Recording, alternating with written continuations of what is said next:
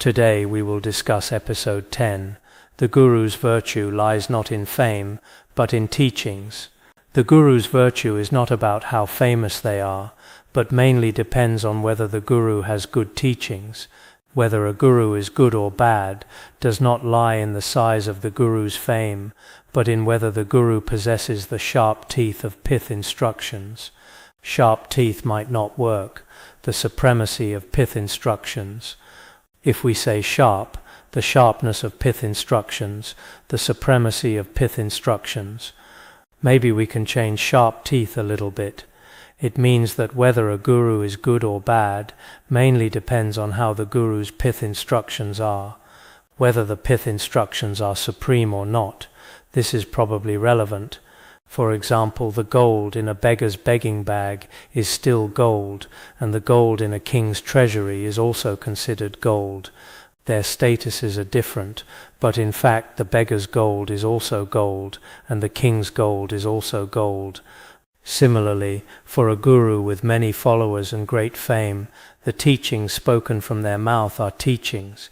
For a very ordinary person, the pure teachings spoken from their mouth are also teachings. So it does not depend on fame, not on whether their appearance is dignified, not on whether they have much wealth, not on their high status.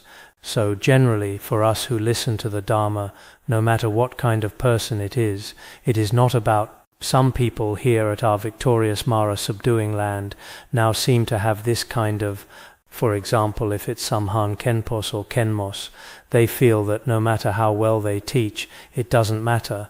Then if it's some Khenpos or Khenmos from other ethnic groups, even if they are fake gurus, wow, they have so much faith. This is the true Dharma spoken from his mouth. His divination is really accurate. Sometimes there is this too, right? As long as it's their own ethnicity, there is a kind of discrimination.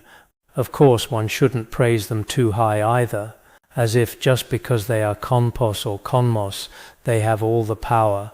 So this time, with the 60-year-olds sitting around, I chased out all the Khenpos and Khenmos.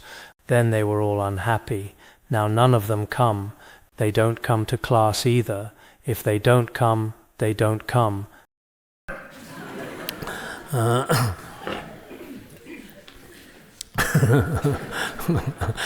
One shouldn't be too special either. Otherwise, His Holiness taught about 3 equalities.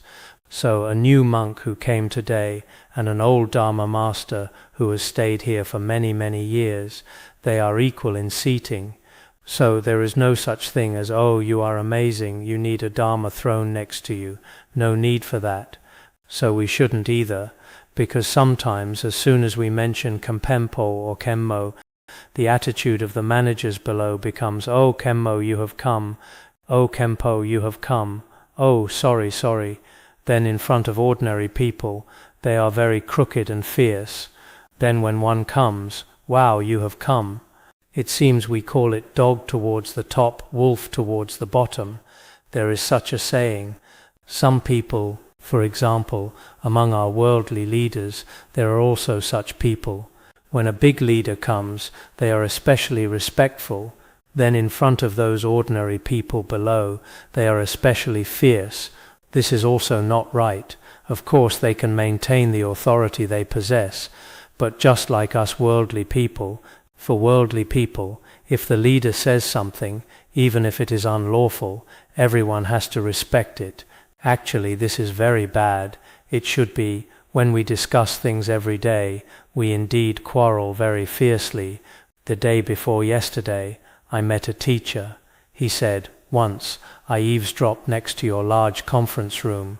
Wow, the way you hold meetings, you don't have a bit of respect for each other. You debate with each other very fiercely. I was scared.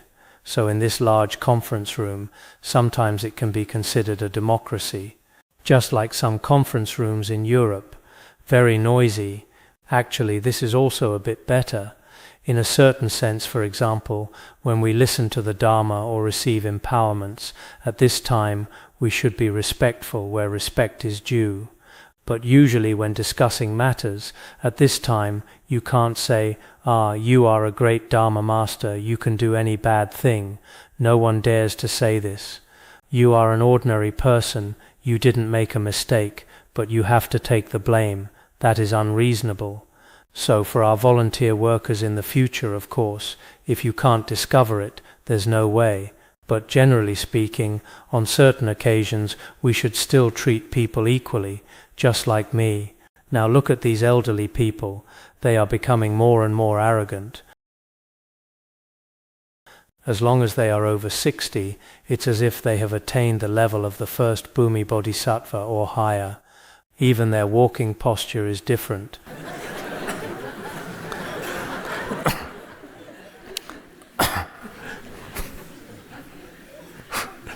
When some individuals have a little foundation in studying scriptures and treatises, not only do they become less respectful to other masters, but they also become less respectful to their own master, thinking, "I am amazing now." Indeed, some of us are like this. It seems that after receiving teachings from a certain master, from a certain Khenpo or Khenmo in the past, they can't recall their kindness at all. Such people also exist. However, like Naropa, although he was the great Pandita guarding the north gate of Nalanda University, because he received a prophecy from the Dakini saying, "You are proficient in words, but not proficient in the meaning. You still need to rely on a guru." Therefore, he relied on the fisherman beggar on the outside, who was inwardly the great Mahasiddha Tilopa. In the end, the realization of the master and disciple, the two of them, became inseparable, and he attained accomplishment. So it means thinking oneself is amazing. Becoming more and more arrogant like this is not okay either. But His Holiness also recalled that some might indeed look ordinary, but are still very powerful, just like Tilopa, whom Naropa relied on at that time. In the end, there are still many rather special situations that transcend our usual rules. Generally speaking, we all need rules, but in a certain sense, whether it's the guru or the faith of some disciples, there are also these special situations. So, when you think I am both kind and wise, this is precisely the manifestation of your unkindness and lack of wisdom. This is true. I am kind. I am very good. Actually, one really cannot see one's own faults. If one is a very wicked person, one feels one is a very kind person. If one is a very stupid person, one feels it's my wisdom. He often earnestly instructs others, teaching others, "You should be like this, like this." Actually, he himself doesn't even have some basic realization of practice. People are all like this, including me. Sometimes when I examine my own mind stream, I am truly very ashamed. But in class it seems I have to speak. If I don't speak, I seem to always say very humbly. 2 days ago we had a meeting here. Every Khenpo said, "My health is not good and I am stupid." Asians love talking about themselves the most. In the actual meeting they didn't say anything meaningful, just talking about their own faults, their own suffering, their own illnesses. In the end, I don't know what. It was like a meeting for crying and complaining here. Actually, in reality you say, "I have no wisdom," but maybe in his heart, just like we discussed modest pride the other day, he says he has no wisdom, but in his heart he might feel, "My wisdom is quite good." There are people like this, like Manjushri Bodhisattva and Samantabhadra Bodhisattva. When our teacher Shakyamuni Buddha was in the world, they also relied on him with 3 kinds of joy. Actually, Manjushri Bodhisattva and Samantabhadra Bodhisattva are very amazing, but in the relevant stories in Buddhist sutras, they were especially respectful to the Buddha at that time. They didn't rely on him like that because they knew nothing, but in order to obtain the Buddha's blessings or to manifest the importance of relying on a spiritual teacher, etc. So, sometimes when we read the biography of Samantabhadra Bodhisattva, the biography of Manjushri Bodhisattva, they were very respectful in front of the world-honored one.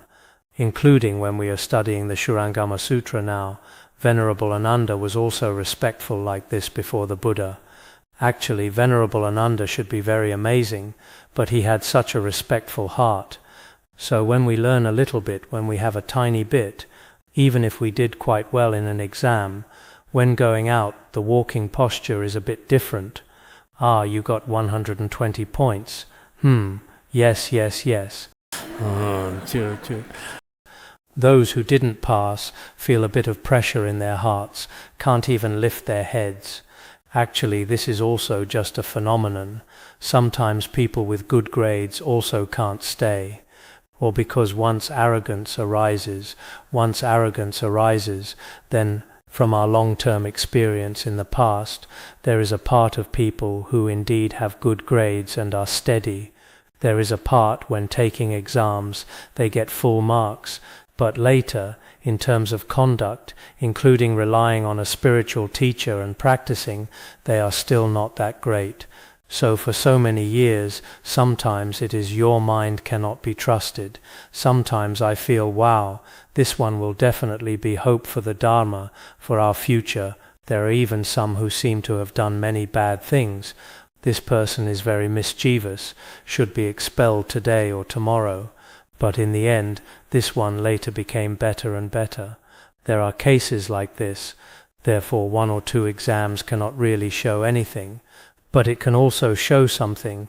It is inseparable from one's diligence and effort. Ogyen Padmasambhava is known as the second Buddha of this world. But his biography also mentions that he relied on 8 masters. Vimalamitra also relied on many masters. Vimalamitra was initially with Janasutra. It seems they received a prophecy from the Yidam deity, saying that in the Han region there was a great Mahasiddha named Sri Singha. Then they went together. Jnanasutra relied on Sri Singha there. Vimalamitra came back. After coming back, after he received the blessings of the oral transmission, he came back. After coming back, they were originally 2 classmates, but later they seemed completely different. The other relied on the spiritual teacher and had many lineages. Then Vimalamitra later relied on him again. Later he came to the Tibetan region. Anyway, it is also in the biography at the beginning of Lama Yang Tik. Even if one has attained accomplishment, one still needs to rely on a spiritual teacher. Then you, with just a tiny bit of wisdom, what reason do you have not to rely on a spiritual teacher? It is best that some of our Khenpos and Khenmos, although they have obtained this diploma, still need to rely on spiritual teachers and listen to the Dharma. If you have time, this is very important. If you are teaching classes, it is indeed a bit difficult. It is acceptable not to participate in the speaking quiz.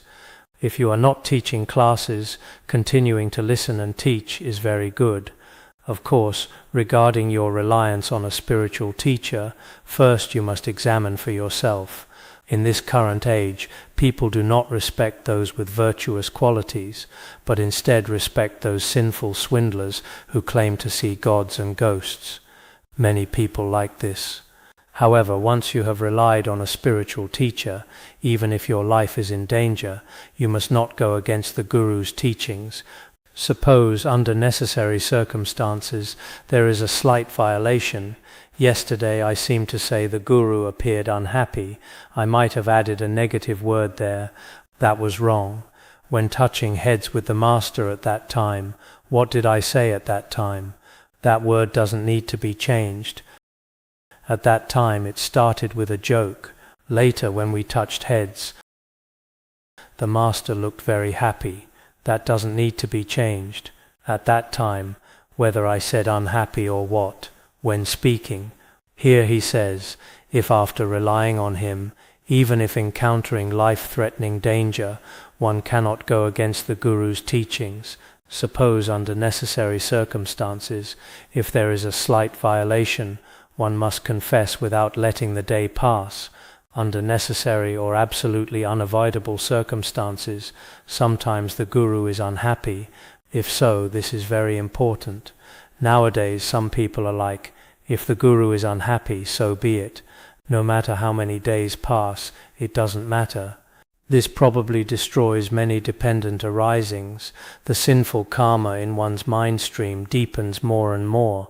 For example, if the Guru's anger has already subsided, then at the latest you need to confess within one day. If the Guru is still angry, then you should try every possible way to make the Guru calm down.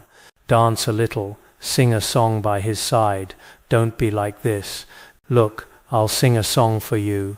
I used to sing very well. Don't be angry. What is there to be angry about? Anger is just like clouds and mist. It vanishes without a trace in the sky. When the Guru is calm and peaceful, go to the Guru to beg for forgiveness, confess all negative karma and obscurations, and rely on him with the three kinds of joy. Thereby the qualities of meditative experience and realization will increase. So if one makes the Guru happy, then the qualities of one's own realization and meditative experience will increase. If the Guru is constantly unhappy, or if some dependent arisings are destroyed, no matter how much you practice or chant, no matter what, they cannot increase. So this is crucial. Here he says, if one relies on the Guru with the three kinds of joy, then meditative experience and realization will all increase. At that time, whatever you understand is the wisdom of hearing that naturally flows from the state born of practice. At that time, even if you don't listen broadly and learn much, it's fine, as long as the Guru blesses you. After that, this knowledge that you know all flows out from the state of practice. The perceptual understanding arisen from casual armchair strategies is not a fundamental comprehension. If we just painstakingly study and contemplate on our own, completely ignoring the Guru, and then learn a bit like gnawing on a bone, this kind of knowledge is like armchair strategies. It has no comprehension, no blessing, no good dependent arising. So here it should be that after praying to the Guru, the wisdom that naturally flows out from oneself is unique. So below, maybe here, I don't know, I see in some articles, did some connecting text in the middle get lost? Some parts are not very coherent, but because this compilation, it was compiled from Tibetan, so I just translated it directly based on how the original Tibetan was. Some parts are not very coherent, but it's okay, we can continue. In the past, the great Mahasiddha Dodrupchen Tempe Nima came alone from his hometown to Larangar before the treasure revealer, the first Dujom Rinpoche. The two of them, master and disciple, discussed for 3 or 4 days. It is said they debated on principles of meditative experience and so on. They engaged in debate. For 2 days and 2 nights they didn't close their eyes, nor did they mix in any idle chatter. They debated continuously. I used to think that Dujom Rinpoche, judging from his biography, dwelled in the state of luminosity every day. It felt like generally he wasn't very good at this kind of debate. But with Dodrupchen Tempe Nima should be a disciple of Mipam Rinpoche at that time. When he was 8 years old, he taught the Bodhicharyavatara. There is just like we have a general explanation of the great illusory net. One day, the great Mahasiddha Rinpoche said, "Treasure revealer, what you said is correct. What I said has no substance." He approved that. I don't know what, because after 2 or 3 days of debate, maybe he couldn't win or something. One was mainly theoretical, and the other was mainly practical. The first Dujom Rinpoche, he was mainly a treasure revealer. He was definitely an enlightened one. Then the treasure revealer also said frankly, "I am an enlightened one who has realized the secret intention of the empty nature of reality. Therefore a person like you cannot compare." He told him directly. He could have just told him this sentence at the beginning. No need to go without sleep for 2 or 3 days. Just as he said, those who truly possess the lineage of Vajra Bose are mostly people possessing the state of enlightenment. This is still very impressive. So why did His Holiness use this example just now? For some, after relying on a spiritual teacher, it flows directly from wisdom. no need to rely on debate, and these words, Rongzom Pandita, also could only speak Sanskrit when he was very young. His parents wondered in their hearts, is this a good thing or a bad thing? Or is he possessed by a demon? What's going on? Then they took him to see Venerable Atisha. This is what we also talked about last year when teaching the entering the way of the great vehicle, asking for guidance. The peerless Venerable Atisha held Rongzom Pandita in his arms and discussed the Dharma with him, but he couldn't win against him at all. Venerable Atisha said, someone like me cannot surpass him. He is the great Mahasiddha Kanhapa, and also Venerable Smotinana, Venerable Atisha's own guru, the one mentioned in the words of my perfect teacher. He herded cattle, later wrote some poems, and later passed away in the Tibetan region. A particularly famous Pandita from both East and West India. But he didn't have a Lotsawa, a translator. He didn't understand Tibetan in the Tibetan region. Then he passed away in the Tibetan region. That person, finally he became Rongzom Pandita. He meant that some didn't go through studying and contemplation, but they would still be like this. Then Vajra Gigme Lingpa, although he did not listen broadly and learn the Dharma extensively, he prayed unremittingly to the second great Buddha, Longchen Rabjam, Venerable Durima Doza. As a result, the wisdom of hearing flowed out from the state of secret intention, and he attained a state of fearlessness even when gathering and sustaining hundreds and thousands of disciples. Fearless continent Jigme Lingpa, surely he is fearless. As for Mipam Rinpoche, in front of Patrul Rinpoche, he only listened to the way of the Bodhisattva for 7 days.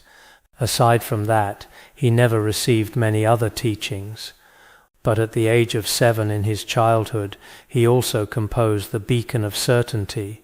So here, His Holiness spoke about many great Mahasiddhas of our Nyingma tradition. Actually, they didn't go through formal study and practice, but when it suddenly flowed out, just like Mipam Rinpoche, there are those who composed treatises at the age of 7. Like Venerable Jigme Lingpa, there are those who became enlightened through prayer. Also, like Rongzom Pandita, there are those whose wisdom flowed directly from childhood. Also, like the first Dujom Rinpoche, who was greatly enlightened. There are various kinds like this, so we should know these. Didn't I meet a spiritual teacher before? He said, every guru has their own unique dependent arising and methods for spreading the Dharma and benefiting beings. We must view them with pure perception. What he said is correct. Maybe every guru's behavior, every guru's enlightenment, every guru's skillful means to gather and sustain disciples are not necessarily the same. But these are all special cases. It is not that we go up step by step without repeating any grade, directly going up. It's not like that. They became enlightened through rather special causes and conditions. This is what is said here. Okay, we will stop here. Sonam dai damju zabanya thona ni be jana phamshe ji rano juba ye jubum sonen ro a ro sho ma bandar gar banna sadar da ma bandar gar banna sadar bandar gar banna sadar da